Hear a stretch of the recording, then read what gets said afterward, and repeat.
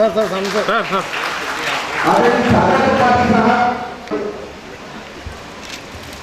उसके बाद में 15 अरब जी को सर 15 अरब जी जो हमारे ध्यान से इनका जो छू रहा है सारे में उनको समाप्त कर रहे हैं। सबसे अंत में जो और आगे चलवानी को सम्मानित करने का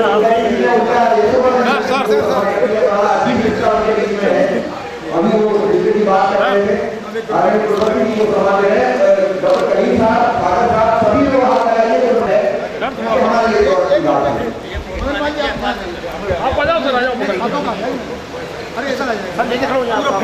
ठीक है बस सब खरीद आप इस तरह आ जाओ।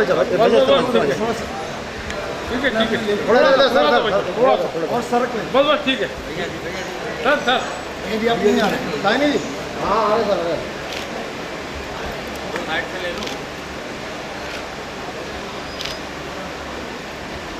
ठीक है सर थैंक आपसे अर्ज करनी है कि मैं यहाँ देख रहा हूँ तो कविता के बुंदेलखंड के सतत हस्ताक्षर भी मौजूद हैं। हमारे बीच में सिराज तनवीर साहब मौजूद हैं जो खुद एक रूप में बहुत बड़ा नाम है, बहुत अच्छे शायर हैं। हमारे मंच पर जितने भी लोग मौजूद हैं वो सभी उनकी काबिलियत से, उनकी क्षमताओं से अच्छी तरह वाकिफ हैं। हमारे बीच में इकबाल हसन सहबा साहब मौजूद हैं, अब्दुल गनी दानिश, अरमान तिवारी साहब मौजूद हैं जो कि खुद कविता और गजल के व्याकरण पर बहुत महारत रखते हैं। वो सब भी इस कार्यक्रम में शिरकत उनकी हुई है और अब ये हमारा चरण यहीं पर समाप्त हो गया है। अब जिस कार्यक्रम के लिए आप आए हैं उसकी शुरुआत में कर रहा हूं जिसका नाम है वर्कशॉप, कार्यशाला, कविता और गजल पर कार्यशाला।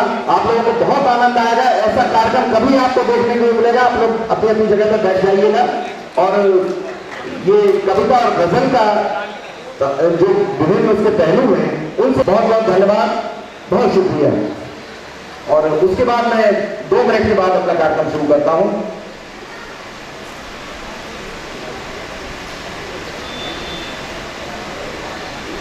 गजल और कविता लिखते हैं और जो इस कार्यक्रम से सेमिनार से कुछ सीखने के लिए आए हैं, डॉक्टर कलीम साहब ने मुझसे अनुरोध किया है कि ऐसे 2 बच्चे जो गजल, गीत, मुक्ता, कविता लिखते हैं उनमें से किसी को भी वो 2 बच्चों को मंच पर बुलाएंगे और उनका परिचय और उनके साक्षात्कार उनकी कला का आपसे कराएंगे। आप लोग अपने आप को तैयार रखें। और इसको हमारे जो विभिन्न विषयों के विद्वान यहाँ पर मौजूद हैं वो अपने अपने विषय पर मैं उनसे सवाल करूंगा और वो जानकारी देंगे जिससे कि आपको बहुत सारी बुनियादी चीजें जो गजल और कविता के बारे में हैं उनकी जानकारी आपको मिलेगी। उनसे आप कुछ बातें ऐसी हो सकती हैं जिनसे आप पहले से परिचित हों और कुछ बेशक निसंदेह ऐसी बातें आपको जानने को मिलेंगी जिसको कि आप अभी तक नहीं जानते। मेरा सबसे पहला सवाल आज के सेमिनार में, आज की इस कार्यशाला में आदरणीय सागर त्रिपाठी साहब से मैं करना चाहता हूं कि गजल हम सभी लोग सुनते हैं, कभी कैसेट में, कभी फिल्मों में भी गजल करीब 40 साल से 50 साल से गजल फिल्मों में गाई जा रही है। और अगर सच पूछा जाए तो फिल्म ने ही गजल को जिंदा रखा है अभी तक, वरना गजल मर गई होती, गजल की विधा मर गई होती।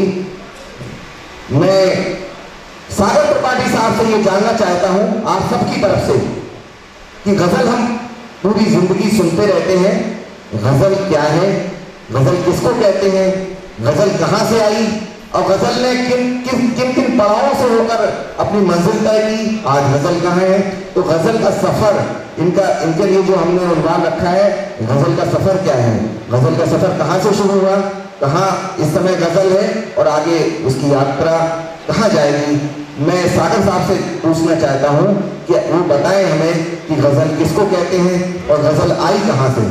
हमारे देश की विधा है गजल या कहीं बाहर से आई, दूसरे देशों से हमारे देश में आई।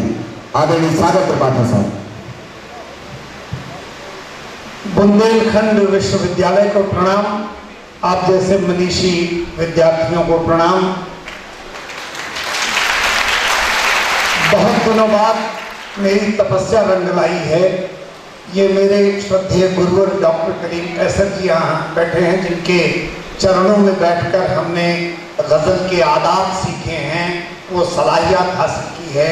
और पहली बार ऐसा लगा कि गुरु श्री के चरणों में बैठकर जो मैंने 25 वर्ष तपस्या की है, आप जैसे विद्वानों के बीच बांटने का वक्त आ गया है। आप सबको प्रणाम और उप कुलपति महोदय को रजनी जी, आपको एक बात के लिए आश्वस्त कर दूं, सब भाषा में आपसे गजल के बारे में बात करूंगा जो आपके घर की भाषा है। गजल का बुनियादी अर्थ विद्वान 3 अर्थों में लगाया है। एक, गजल का मतलब होता है महबूब से, अपने प्रिय से बातें करना। वो महबूब आपकी पत्नी भी हो सकती है, प्रेमिका भी हो सकती है, ईश्वर भी हो सकता है, नए जमाने में माने। गजल का दूसरा अर्थ, उस वक्त आप लोग सुनिए, चीजें जल्दी मिलेंगी नहीं सुनने के। गजल का एक अर्थ ये भी था कि अरब के रेगिस्तान में जब शिकारी हिरण को अपने तीर से घायल कर देते थे या भागते हुए उनके सींग झाड़ियों में फंस जाते थे और शिकारी उनको से मार देते थे, तो जब वो क्रंदन और रुदन करते थे, अरेबिक शब्द है गजाल माने हिरन, तो जब वो हिरन की आह निकलती थी, उससे गजल का जन्म हुआ। और वैसे आपकी जबान में मैं आपसे कहूं तो बड़ा सादा सा इसका अर्थ है। गजल जब आपसे मंसूब होने लगती है, गजल जब आपसे मंसूब होने लगती है, तो गजल नहीं महबूब होने। बहुत अच्छा है, क्या बात है, बहुत अच्छा है। तो पर्सिया के रेगिस्तान से दरअसल इसका सफर वो भी 3 तरीकों से हुआ। वो लोग जो तिजारत करते थे, वो लोग जो सूफी संत थे, वो लोग जो भारतवर्ष से राबिता रखते थे, पर्शिया और ईरान से होती हुई गजल इत्तेफाक करके एक ऐसे ईट की चादर में आकर के उसने बड़ी कम उम्र में गजल आई थी, उसने पनाह ली जिसका नाम अमीर खुसरो था। क्या बात है। और अमीर खुसरो ने गजल को अपनी बेटी मानकर उसकी परवरिश की और अगले 650 वर्षों तक उसे तराशने का उन्होंने दुनिया को हुनर बताया। जिसको आप पहली गजल का श्रेय दे सकते हैं, वो अमीर खुसरो की दुनिया में मशहूर जमाना गजल नुमा चीज है। आज के रस्साकशी के जमाने में वो गजल का बुनियादी पैरहन नहीं था, लेकिन वो बाबाए गजल रहे हैं कि जिहाल मिस्की मकुन तगाफुल दुराए नैना बनाए बतियां, सखी पिया को जो मैं न देखूं तो कैसे काटूं अंधेरी। आप इस गजल को पूरा पढ़ने तो आपको हैरत होगी। मैं जो थोड़े से लहीम शहीम अल्फाज इस्तेमाल कर रहा हूं, सिर्फ अपनी पंडिताई दिखाने के लिए आपको कर रहा हूं। मतला मक्ता बहर काफिया रदीफ तगज़्ज़ुल इबहामियत तसव्वुफ, आप मानेंगे ये चीजें जो 800 साल बाद पैदा हुई हैं, ये अमीर खुसरो की पहली गजल में ही। क्या बात ये एक करिश्मा। उसके बाद गजल वली दकनी के दक्कन के दरवाजे में, और वली दकनी ने, आपको पूरी दुनिया को मालूम है, पियाबाज प्याला पिया जाए। मैं आपको 1 मिनट में अपने उन बुजुर्गों का नाम दे रहा हूं जिनकी गोद में, जिनके की जीनत बनकर, जिनके हृदय स्थल में गंगा जल और आबे जमजम की तरह गजल ने परवरिश पाई है। ये सिलसिला अमीर खुसरो से चला।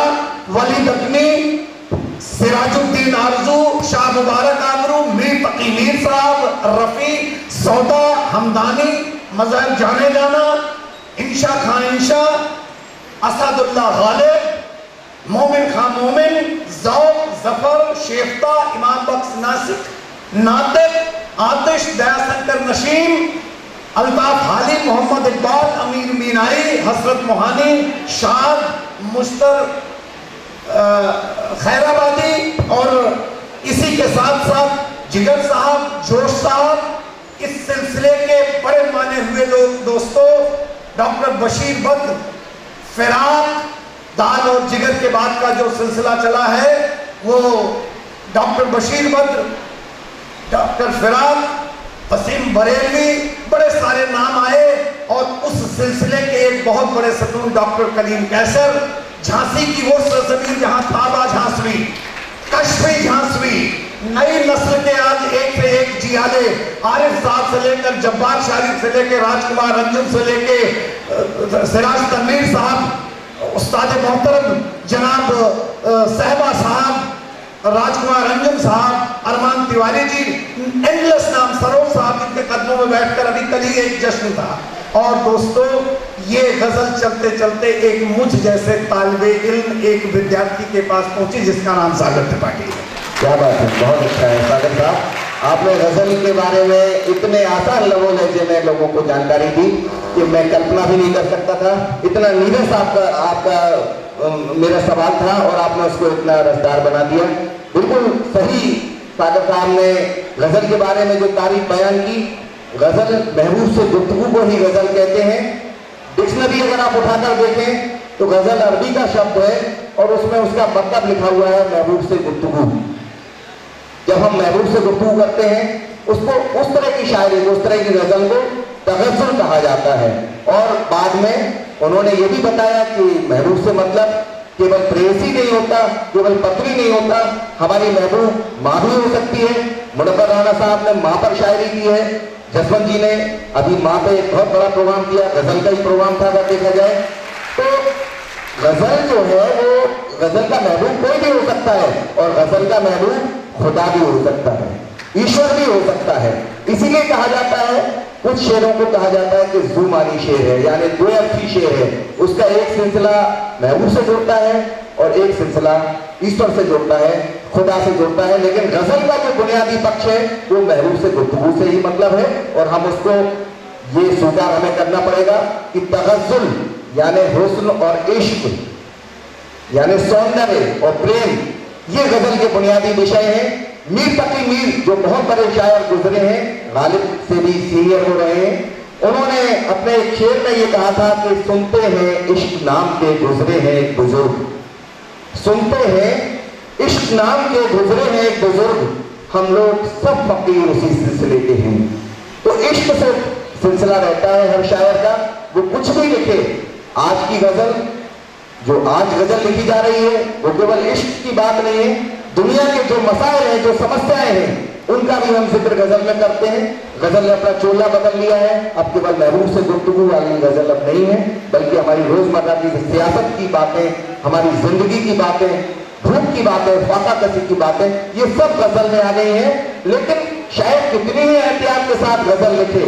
हमारे बीच में यहाँ सिराज तनवीर साहब मौजूद है कि जदीद गजल के बहुत बड़े बड़े नाम हैं, पूरी दुनिया में उनकी शायरी सुनी जाती है, श्रोताओं में बैठे हुए हैं। लेकिन कितना भी अच्छा शायर हो, वो कोई से भी पहलू उठाए गजल के, लेकिन गजल में एक दो शेर तगज़्ज़ुल के जरूर आ जाते हैं अपने आप, एक हुस्न और इश्क की बात जरूर आ जाती है। ये गजल की तासीर है, गजल का असर है। बहुत अच्छी बात उन्होंने कही। मेरा अगला सवाल मदन पाल जी से मैं पूछना चाहता हूं, जो फिल्मी दुनिया से आए हैं। और जैसा कि मैंने कहा था कि ये दौर वो दौर है, आप लोग सब लोग बैठे हुए हैं, इसमें कुछ लोग ऐसे भी हैं जो कॉन्वेंटेड हैं, जो कॉन्वेंट संस्कृति जो है वहां से आए हैं, जो ठीक से हिंदी नहीं समझते, ठीक से उर्दू की तो बात छोड़िए, हिंदी नहीं समझते, अंग्रेजी समझते हैं। उनको गजल को समझा पाना, उनको गजल सुनाना, गजल के सेमिनार में उनको यहाँ पर खींच के लाना बहुत मुश्किल काम है। लेकिन ये काम आसान किया है हिंदुस्तानी फिल्मों ने।